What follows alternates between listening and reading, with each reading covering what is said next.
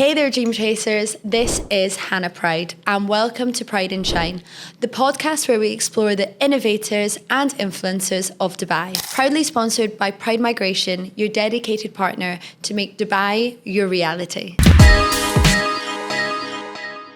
Welcome to the show, Sarah-Anne Tierney, also known as writer name Sarah-Anne Lucas. The newest book out, Wisdom of a Fifth. No, it's not Wisdom of a 50-year-old. It's not that. It's what is it? Do you want me to tell you? Yeah. Seeking the wisdom of the 50-year-old woman. Writer of Seeking the Wisdom of a 50-year-old Woman. Thank you so much for coming on. Hi, love. I know. By the way, guys, this lady is a fucking genius at this. She's had her own radio show. This isn't her first rodeo. I love it. I'm even going, do you really want this coaster? Because I don't really want it. I love it. Absolutely love it. So yeah, tell me. Thanks for coming on. Yeah, Writer, how did we get into it? Oh, Lord. Okay. My husband says you can't teach need, and need led me into becoming a writer. So I started off as a nurse, was a sister in A&E for 10 years. Unfortunately, a marriage broke down and need stepped in, and all of a sudden I went from riches to rags and had to start our own business. I literally started doing personal training for what I thought would be men that would come to me, because I do Ironman and I do a lot of male-dominated sports. And I thought, that's who's going to be my marketplace. So wrong. Have you ever had that in a business where you think, that's my marketplace, and that is not what the universe shows you? It's always in reflection that you go, I know who I'm going to sell to. That is going to be the generation I target. And then you go back to the sim that you've actually sold to, and it's completely different 100%. To the people you ever thought you'd connect to all the time. Someone just asked me to write down the sim I thought I sold to, then asked me to refer back to who I've sold to.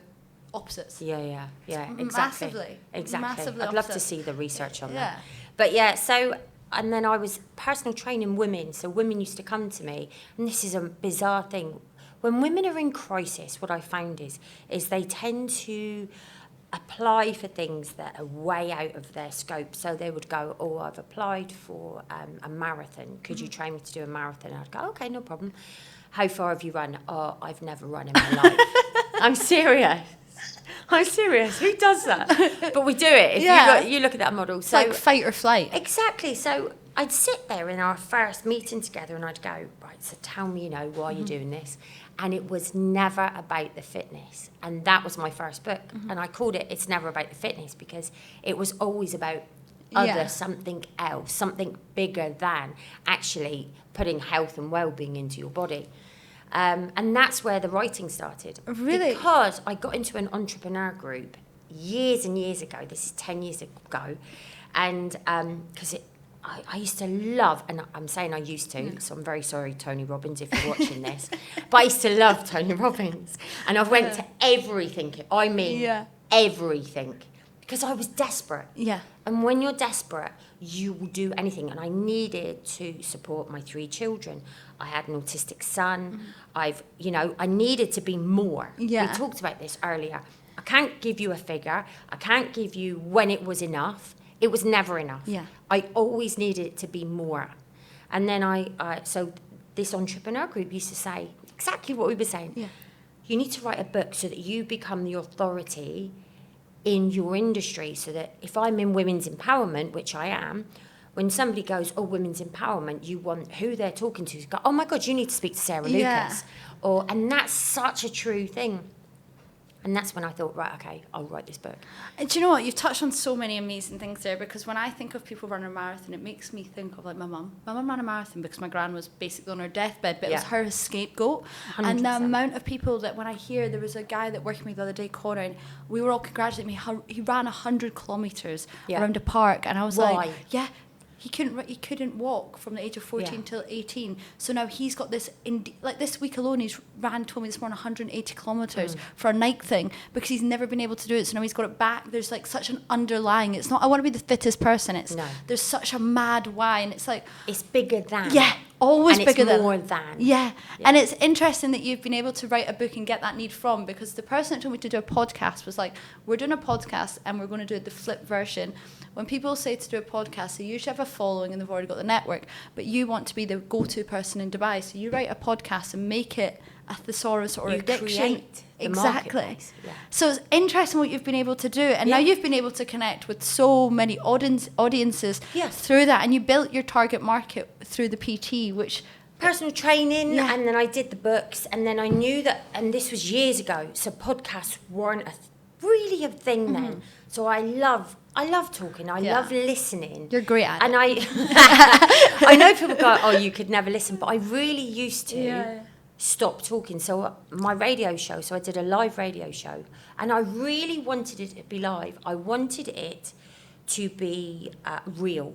I didn't want it to be, oh, edit that, or did she really say that? Or I really wanted the listener to hear the journey of the conversation, and it was an hour long. And sometimes I would ask a question, and there would be a pause, and it was uncomfortable. So seven seconds is a long time on an audio to not speak.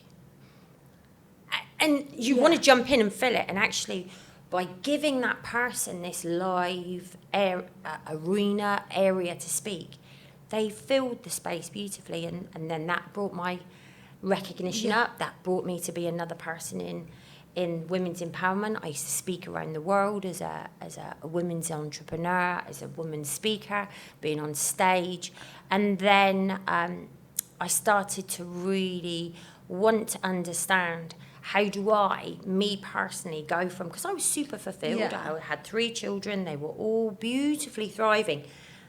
But my friend, are we allowed to swear? Yeah, do what the fuck you want.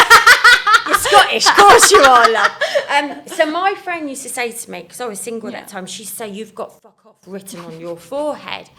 Because I was so fulfilled. I'm like, not that I didn't need a man, but I was just happy. You'd made yourself so comfortable. So uncomfortable, but I was happy to be in that space. And she said, it would be so good for you to meet somebody. So while all of this was going on, I was like, well, how do I find love again? And that was the biggest question, because why did I choose to leave and somebody else choose to stay in a marriage, whether it be working or not? Yeah. And a lot of people need to question themselves on that, because 100%. especially now in Dubai, do you know the biggest thing we see people come to Dubai? People come to Dubai in relationships but leave single. Oh my Lord, I hear of so many young girls, and I have to say under 30, who come with a boyfriend and they like, yeah, let's go. And they're like all in, and they come here, and exactly that. That's the biggest story of Dubai. Always. It's like it's as if something changes in the trajectory, but then you wondered, does that happen back in the UK or America and everywhere else? But they're just so used to their home comforts that they are just comfortable. Whereas you're putting everything in an uncomfortable position. An uncomfortable position in Dubai, you then have the confidence to walk away. But here's the thing, the girls always stay. The boys usually leave. Sometimes. But do you not think that fascinating? But do you not think that's like down to childhood trauma?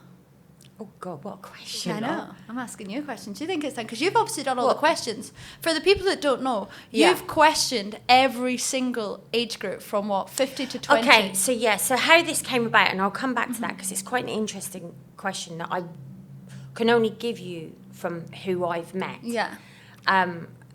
But basically what happened is my daughter, who's literally a year older than you, I love, had heartbreak. And it is the worst pain in the world. I don't care what anybody says. Heartbreak is the worst pain. Horrific. And it doesn't matter what age you are. So she was going through this heartache, and I'm sitting there and she's literally sobbing, and it's like, God, how am I ever going to find love again? And you sort of, in somebody's experience, in somebody's pain, you sit there in your pain with them. Yeah. So I was thinking, and she was blurting out all this thing. What did I do wrong? I wasn't enough. What shall I do? And I'm thinking, some of the stuff she was saying didn't really matter to me anymore, which was quite a shock, because I thought I'd still be sitting in that, and I'm not anymore. So I thought, right, okay. I started to hear her, and I thought, there's a book in this. And I just thought, I need to ask other women, why did you choose to stay and I chose to leave? How do I find love again? Who am I as a woman in all of this? And I just put these 21 questions together. and then have written 5 books seeking the wisdom of the 20-year-old. So 10 women in each decade, the 20s, 30s, 40s, 50s and 60s. Really, it's quite selfish. I want to know, what do you know? Yeah. And can I put that into my life? But I think anyone that's successful is usually selfish. Because to be successful, you have to be selfish. You have to put yourself above everyone. You have to say to your friends, I'm not coming out with you right now because I want to focus 100%. On what I'm building. Yeah. And I think a lot of people miss that. A lot of people want to be an entrepreneur, want to be a writer, want to be anything, but they don't want to be selfish because they try and put everything before them. Yeah. And that's why I always say, people end up being a sheep. Yeah, and also they're completely frozen with being imperfect, so being perfect. If you want to be a writer, you have to let go of your ego. You have to write a book that necessarily isn't really what you wanted it to say, to the point they're not your words once an editor's got hold of it and literally broken it into pieces. You've got to put a book out that isn't ready. It's not ready, but I've got a deadline because the publisher needs it to be out, because guess what? It needs to make money, because I love being commercial. We talk about it. I love being commercial. And I love business, and you have to make money. Yeah. Else, I'm just a writer who's just having a laugh and a bit of a hobby. Yeah. My books have to sell. So for me, that is business in its. Yeah. I have to make money by selling a book. And I think that's something that everyone listening to this is everyone needs to have a timeline. You can't have a goal without a timeline or a deadline because you won't make money. Get done. And it'll never get done. It'll never ever. And it's interesting because I bet a lot of people probably writing books or fuck me trying to write a book would be hilarious. Go around in bloody circles, I'd be missing so many sentences. But the people that probably are very good writers that have books and notes and everything in the house that have never published them because, as you said, the ego's probably there. They're scared to put it out or they don't think it's ready. When at the end of the day, nothing's ever ready. You just have to go with it. And also, the amount of people that say to me, and you probably get this as well, the amount of people that say, I've got a book in me, I can write a book. And when COVID was around, the amount of people that said to me, I'm going to do it. Yeah. And you never do, because it's hard. It's so hard to sit there with nothing in front of you and go deep within yourself and write a word and then write a sentence that's never been really written before because it's come from within. Yeah. And it's hard because you're going to be showing your soul. I think, honestly, when I listen to books, can't say I read them, but when I listen to books, I question it a lot, especially ones now, because there's so many books out, like your books, that are about self-help, that it's about a deeper question or a why, or like the selling books. They obviously couldn't sell at the start, that they then felt the need to write this selling book because they wanted to, their why was a struggle that they went through. But the amount of hours and time and question they must, in self-reflection, to put it together for someone else to read, and then someone might read your book. Shite. It's a load of bollocks. I don't believe that. No, and good. No, but that's like, as a reader, a lot of people don't. I'm very reflective, but as a reader, a lot of people won't think that when they're listening to those and how many hours it's actually taken. It's wild. And then when you do your hourly rate, it's probably less than a minimum wage in the UK, because you've got to sell a huge amount to get that return on investment. It's crazy. So where do you become a writer, then move into the marketing, then move into... Because there's very few publishing houses nowadays that do all that for you. So it's such an interesting area. Do you know what? It's an area that you don't even think of or you hear of anyone. You're probably the first writers that I've ever had a full and in-depth conversation with. And I'm not even... I would never say I was a bookworm or anything as a child. I was forced to read. And now when I listen to them, but I'll never read a book out of, which is really interesting, I'll never read a book out of enjoyment. I'll only read a book out of learning something. In search of. Yeah. And that's why I find your really book. I remember when you first gave me, I was like, this is super interesting, because when I went through Heartbreak, 6 years ago now, it was horrendous, but I'm so past that now, but I was still so endeared because I don't have my gran anymore, and we've got a small family, and I wouldn't go normally to a random person and ask for advice, but you've got a handbook being like, this is so interesting to hear someone else's analogy and thoughts and how they've But all the thought that goes in behind it. I mean, we were just outside in reception, I was looking at the books. So you're looking at the cover, you're looking at the colours, you're looking at the page, you're looking at the material, you're looking at the fonts, you're looking at the colour of the page, you're looking at... And I really care, how you have an experience with that product So forget it's a book. If you've got a product, the detail doesn't matter, and it does matter all at the same time. You shouldn't get lost in producing a product that isn't fit for marketplace, but you need to get it to marketplace fast for it to sell.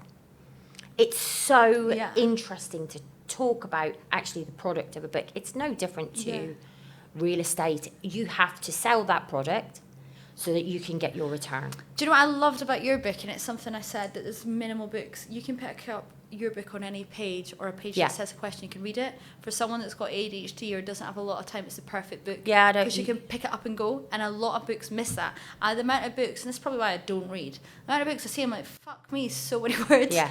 And I don't even know what it's about, and I'm like, I can't just pick it up and drop it. Whereas I love things or passages or something I can just pick up and drop. Well, I prescribed it that way. I wanted you to be able to, one, fit it in your handbag. Mm-hmm. So it's not the normal size of a book, which everybody tells you don't do. So we call it meta learning or meta understanding. So you are used to a book being a certain size. Yeah. If it's not that size, then usually you won't buy it. Mm-hmm. It's really interesting. So I wanted it to go into your handbag, and I wanted you to just go, oh my God, I just need distraction, or I'm having, I just want to, what did that person say? It's like calling a friend up. You don't want the advice, but you want to hear what you should do so that you don't go and do it. Yeah. Does that make sense? 100%. And it is like that. It's like having your gran or your friend, because it depends what age you buy. Yeah. Depends who you've got in your bag. But also, and this is where, so that the 20-year-old fascinated me. I didn't believe that the 20-year-old decade, sorry, love, had any wisdom. Because at that moment, exactly right, I thought that you had to go through a bit of suffering, a couple of decades of suffering, before you could say wisdom, and that was so untrue. So the first sentence of the 20-year-old book, which will be out in 6 months, because I'm just finishing off doing it all now, says, forgive me, my child, for I have sinned. Because I was wrong. It's crazy, isn't it? But you know what? When we spoke about between the 20s and 30s, I personally think, and I've seen my big sister's in her 30s, and I'm in my 20s, my little sister's in her teens. My age was given, we were the year of Instagram, we were the year of TikTok, we've been the year of a lot. My big sister only had Facebook and SMS. My little sister, she's got access to everything. She's had YouTube since she was 2 years old. Now ChatGPT, and they're getting it in school and everything. The amount of information that we now get to process from such a young age. So I had a relationship when I was probably 16. It was a very serious relationship for that age, because we were given in-depth knowledge of all these other things that you would never have heard of or seen. But it was because of the power of social media. We could see what people in America were doing. We could see what people in Europe were doing. And we were just copying it, because that's human nature. And now my little sister, it's even crazier. But I always say to my parents and my family, I hope my little sister has Heartbreak young, because it was the making of me. Whereas a lot of my friends, we all had Heartbreak young, and it was the making of us. Whereas a lot of my older friends, which when I was in Dubai, didn't get Heartbreak until their mid-20s, late 20s. But I personally think it's the influence of social media, because we were doing stuff at probably super young that you wouldn't have done until you were nearly 20, because that was just what happened. We were the generation that the police were starting to come in, because they were like, we don't know how to handle all this social media and everything, because everything was just so... They didn't know what... It was too new. They didn't know what it was doing, but there was so much access and information to everything. So I don't know if it would be anything to do with that. It'd be interesting to see. And it'll be interesting to see when my little sister starts to get into relationships, how different they are to my generation. Yeah. Because they have access to everything.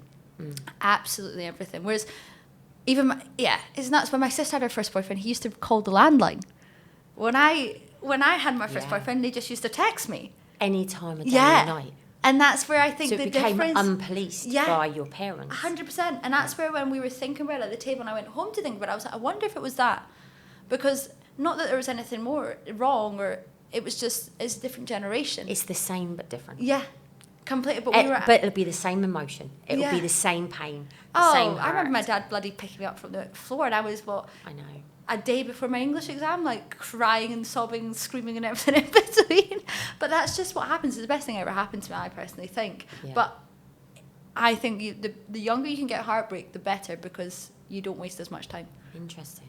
100%. Yeah. 100%. What did your daughter say of it all? What about the book? What was your biggest finding from what your daughter said to maybe what an older friend said or a grandparent or someone else that you interviewed? What was the biggest finding you're like, wow? Great question. From the 20-year-olds, that I even though she was saying right at the beginning, I wasn't enough, he was, I use the word, he had somebody in the wings ready to go, She was like, oh, what did I do wrong? So she was saying all the same narrative that I would say or the next generation would say. Her implementation of it then wasn't. So she was like, actually, that's not right. So she pretty quickly corrected herself once that pain had gone after a couple of days. And then she was pretty much right. I'm not going to speak to him. I'm going to block him. I'm not going to go back. I'm not going to... So she pretty much was super strong in putting those firm boundaries in. That's not what I see in the other decades because, like you said, different times. Yeah. So the 50-year-olds, which I thought was fascinating because that's mine. So I'm 55. And I was like, what is this generation going to say? Are they the same as me? And they're not. And I truly believe in women's financial independence. 100%, because it gives you choice. It gives you choice to stay or it gives you choice to leave. It gives you choice to be confident in who you are, in look what I've done. I'm just not holding on to the tail of my husband and following him around the world, which is quite funny because actually at this minute that's exactly what I am doing, so it's quite transient actually, but I'm not as well. So we moved to Dubai, and I know 100%. We were talking about how do I come to Dubai. Quickly before I do that, going back to these 50-year-olds, most of the 50-year-olds were not financially independent. But then that goes back to, I personally think, a bit of childhood trauma. So from... Nicely done. Hannah, nicely done, honestly, love. My gran taught me, from probably the age I could speak, it's not the road in, it's the road out. And she said that was her saying of being brought up. It's not the road in, it's the road out. So you always... And she used to always... I can't remember. I need to ask my sister. She always used to say a saying. It was you always, you don't always tell what your right hand, what your left hand's doing. Yeah. So you have your man, you can have everything shared, but you will keep a part of your life separate, always. And there you go, financial independence. Yeah. And that was because her childhood trauma was she was locked in a bad family, blah, blah. Who cares? But when she went on to have her husband, Eddie, she made herself so financially secure, but also had their thing together that he ended up passing away, but she was never being like, oh, her life changed. Her life was the exact same, and that's what she always said to all of us in the family. It's not the road in, it's the road out. You don't want ever to be financially benefited or taken away from because of someone else. You always need to have your own thing going. Doesn't matter if someone provides for you, amazing. You can provide and build together, but always have your separate things. Yeah. And that's why now I sometimes think, do you think it's childhood trauma when people go, should be dependent, we should always be, it's how you've been brought up. I've been brought up in such, and your children will be the same now, like, you've got strong women around you. Yeah. You want to be a strong woman. Like, I find it weird when people go, oh, I'm completely dependable. But I think it's how I've been brought up. Yeah, no, I'm not seeing that from our girls. I'm seeing our girls want to meet somebody and turn up at school, picking up the children in a Range Rover. I know, but I'm the same. 100% I'm the same. I say it all the time, like, but it's always... They are financially independent, funny enough. Exactly, and that's what... I'm always like, I'll be the stay-at-home wife, can't wait for it.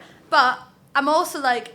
Wait, I was saying at lunch, if I buy a property every year, by the time I have children, I can have my own, because that's how I was brought up to think. And it's always trying to get into that, I don't know, it's really, I find it all really interesting. I find psychology of everything interesting. Like, how did you get there? Yeah. Or what made that, mad? Well, it comes back to, and this is why I always ask people, why did you choose to stay and I chose to leave? Because I was financially independent. Yeah. Did that then give me the choice to leave? Because you had Therefore, the choice. then I wasn't committed to the marriage. Do you see what I mean? 100%. So, did marriages last longer? because women couldn't financially leave? I personally think, yeah. I think now, and there's a study, and I've read so many statistics and studies on it. There's a study now that men feel demasculined because women are making more money than ever. And I've seen it. I've seen it in real estate. When I see couples, when I see relationships within real estate, a lot of women that are successful in real estate are actually single, because men find it really demasculating that their girlfriend or fiance or partner could be making more money than them, but half the time, like, we are captivated on our phones. We are like little workaholics, like what the man usually is, and we're usually negotiating high level deals, high risk deals. So you're not running home to make the dinner on the table. You're not maybe there being the attentive woman, like, tell me all your problems. You're like having the masculine energy over you to compete and be on that level to stand in a room and direct all these CEOs and CFOs and say, listen to me, this is facts, this is figures. It takes a level of like masculine, feminine energy to nip out of the between. But Stephen Bartlett's done so many conversations now with people, and they were all coming out saying Hinge and everything. These men are saying that they don't feel that they can now provide, so it's now taken away that level of masculinity, and you're now getting super successful ladies, women being single. And yet the super successful men are not single. Yeah, because they're on Hinge and they've got so much access to dates that I always say to people, any successful relationship, completely miss out my sister's generation, 30-year-olds, a lot of them I've met on Hinge. My generation, I don't know any of my friends that I've met on Hinge recently, ever. Because the boys that are on Hinge, they're either not getting dates because people aren't attracted to them, or they're not giving a good profile. The ones that are getting dates are getting inundated with dates. They've got so much choice that they're probably going on a date every day. And then the people that are actually having a successful relationship are usually people that are meeting in a natural concept, whether it's a business. It always seems to be around business or something they have in common. A lot of these empowerment or longevity retreats, that they're into it. They're not meeting people naturally now on the party scene, because those party boys are on the Hinge and they're getting all the access. And I always say that's really interesting now, because you can kind of see the people that are meeting and where they're meeting, the commonalities, and where the people that aren't meeting, where they're looking. Interesting. It's really weird. You'll speak about it all the time in Dubai. Love's love. Yeah. What do they always say? Right man, wrong time. Yeah. Right man, wrong time. So tell us, you got to Dubai, you've been a writer in Dubai. How's being a writer in Dubai? Do you feel like the creativity is flowing, speaking to all these heartbroken women that have run away to move here? Well, I came to Dubai and I didn't want to. I have to be really honest. So moving forward, I did meet somebody. I got the stamp of fuck off my head. And I met my husband, and I adore him. He's amazing businessman. I've learned so much from him.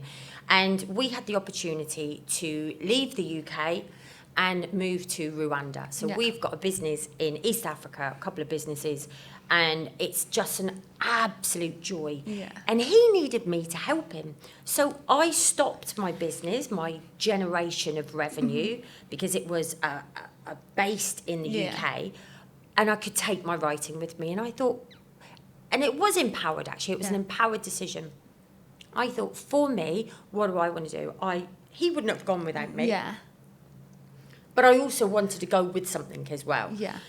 I loved helping him in the business. We're great at interviewing people together, or, he'll say, oh, could you just put on that event, or could you sing? And it's really, and I felt comfortable standing beside him when we were at massive functions, or he'd introduce me as his wife.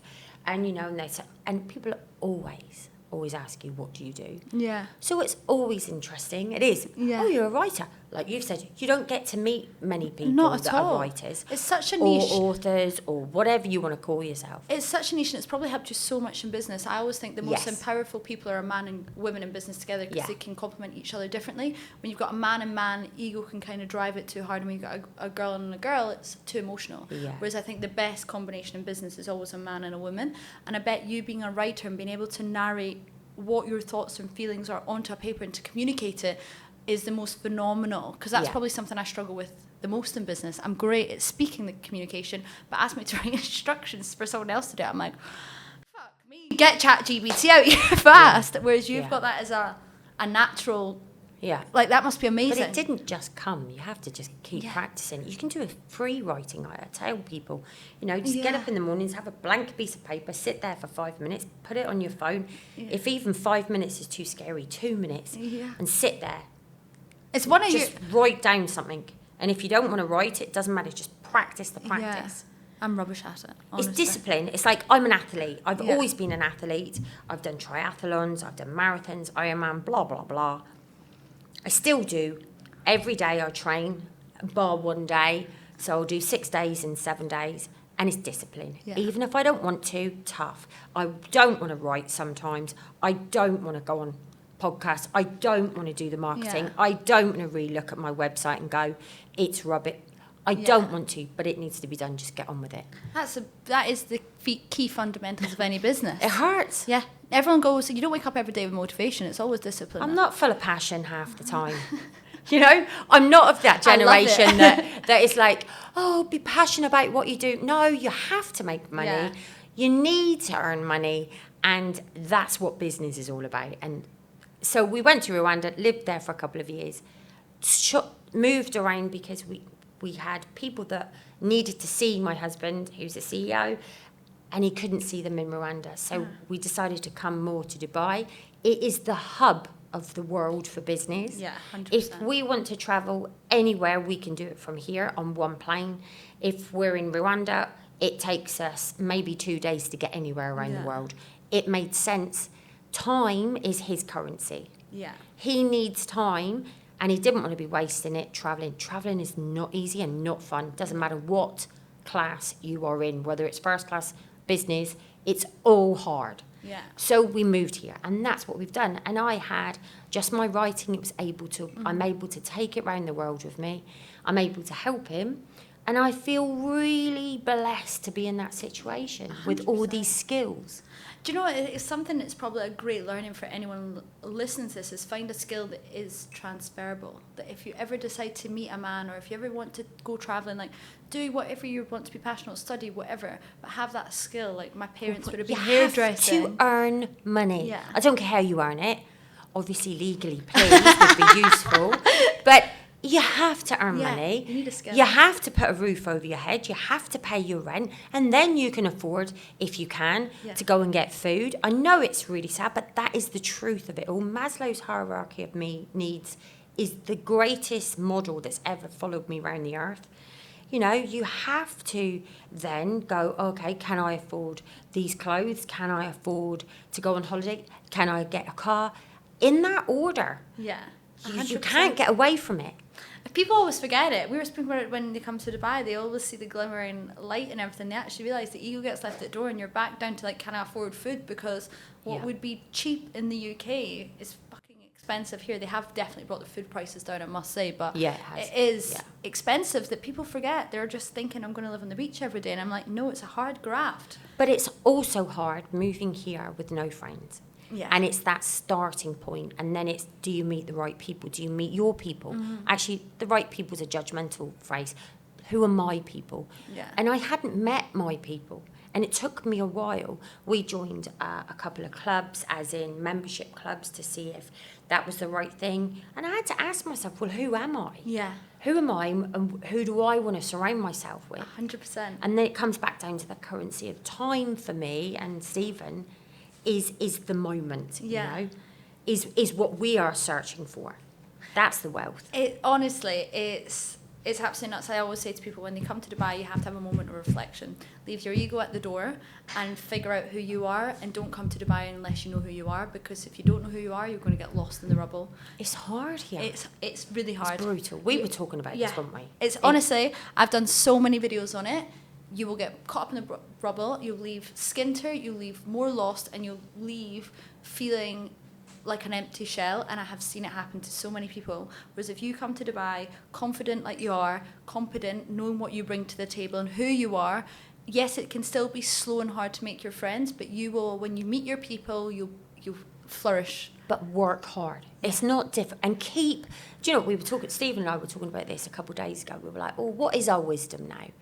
And I promise you, this is how I live. Keep life clean, not messy. Do not make your life a mess. Yeah. The more messy it is, the more unhappy you will be, the more difficult life is. If you keep it simple, those beautiful values, go and get yourself, you know, make a living for yourself. Yeah. I don't care if you've got a job or you've got a business or, you know, you're Whatever but you do need to earn money. It doesn't need to be great money. It can just be, you know, what's right for you. Who am I? Yeah. But at the end of the day, it gives you a why. It gives you why you wake up every morning. Yeah. And that's why I always find with people that are really successful, they can never retire. Because they don't... We won't. I don't want to retire. No one will. No, any successful person I meet never will retire. Never has retired, never wants to retire. No. Because they go, it's fun. It doesn't... It's like what Stephen's currency is now time. Yeah. The people that I know, their currency is time. Their currency is legacy. Their currency is far beyond money. Yeah. And it's like, I feel like I'm probably in the money bit right now because I'm so... Of course you are. Finding the foundations. But You when have to build it. 100%. But when you're past it, it's weird.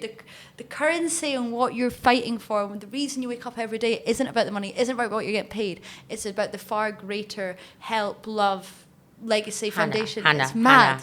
It's Don't mad. get me wrong. Wealth is always, Yeah. the money is always needed. And we talked about 100%, this. yeah. It's never enough. And we always want more. Yeah, That's yeah. what I know about people. It's just you use it in a different place. They don't. It isn't. I would say it's not at the forefront of their mind. The amount of No. people that now. No. Now people. This is what I'm trying to say. The people that I now know that are super wealthy that give out so much for free, and I'm like, wow, like you're amazing. But then I think like it must be so far past the money now. It's out of like their good nature and everything else. Hence, why I was saying that like. They just give so much knowledge for free and everything that I know people that aren't that wealth charging hundreds of thousands of pounds. Right. And that's where I'm like, it just changes. But oh my God, you'll need to come back on again. Thank you so course, much. It of was so course. good. And best of luck with I everything. know. I can't wait for I the know. next book to come out. It's great. I love it. Everyone buy it, listen to it, read it. We'll see you again soon. Yeah.